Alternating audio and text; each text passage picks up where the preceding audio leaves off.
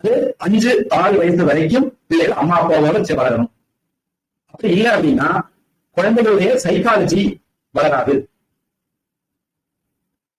குழந்தைகளுடைய சைக்காலஜி ஒரு ஸ்ட்ராங்கான சைக்காலஜி, பிரச்சனைகளை எதிர்கொள்வது, துன்பங்களை தாங்கிக்கிறது, ஒரு இன்டெலிஜென்ட், இதெல்லாமே அப்பா அம்மா வளரக்கூடிய குழந்தைகளுக்கு அதிகமா இருக்கும் அப்படிங்கிறத ஆராய்ச்சிகள் ஒத்துக்குது. இனி குழந்தைகள் சின்ன வயசுலேயே போட்டு இந்த ஸ்மார்ட் கிளாஸ், ஒரு நாட்கள் ஸ்மார்ட் கிளாஸ் வச்சாங்களாம். இன்னைக்கு அந்த நாட்டோட பிள்ளைகள் ஒன்றுக்கும் உடல் வளர்ச்சி இல்லை, உடல் வளர்ச்சி எல்லாம் பாதிக்கப்பட்டிருக்கு. ஒரு 5 வயசு வரைக்கும் கண்ணுக்குட்டி ஆட்டுக்குட்டி எல்லாம் பாத்தீங்கன்னா தெரியும். சின்ன குட்டியா இருக்கிறது ஓடி சாடி சொல்லி விளையாடு.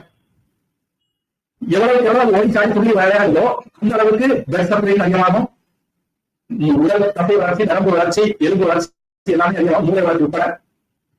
அதெல்லாம் நாம குழந்தைகளுக்கு கொடுக்காம கிடைக்காம ஆக்குறோம் அப்படிங்கிறத உண்மை.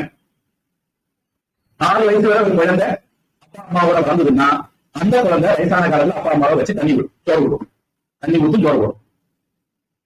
இந்த 1 வயசு 2-1 வயசுல பால்வாடி கொண்டு போட்டீங்கன்னா நீ யாரோ நான் யாரோ அப்படிதான் அந்த பிள்ளை வரும். நான் உனக்கு எந்த நாளையும் நம்பிக்கை பட்டவன் இல்லை. எனக்கு நான் படிச்சாச்சு, இன்ஜினியரிங் முடிச்சாச்சு, டாக்டர் முடிச்சாச்சு, எனக்கு சென்னையில வேலை கிடைக்குது அல்லது டெல்லியில வேலை கிடைக்குது இல்லது அமெரிக்கால வேலை கிடைக்குது, ஆஸ்திரேலியா வேலை கிடைக்குது, நான் போயிட்டே இருக்கேன். என்ன பெருத்த பாவத்துக்கு படிக்க வச்ச வேலை வாங்கி தந்த முடிஞ்சு போச்சு, அந்த காலம் முடிஞ்சு போச்சு. இனிமே நன்றி வளர்ச்சிகளும் எதுவும் இல்லை அப்படிங்கிற குணம் தான் அந்த குழந்தைகிட்ட இருக்கும்.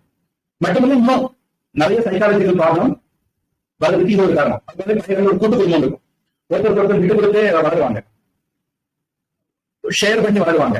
விட்டு கொடுத்து வளர்றது, ஷேர் பண்ணி வளர்றது, இதெல்லாம் இன்னைக்கு குழந்தைகிட்ட இல்ல.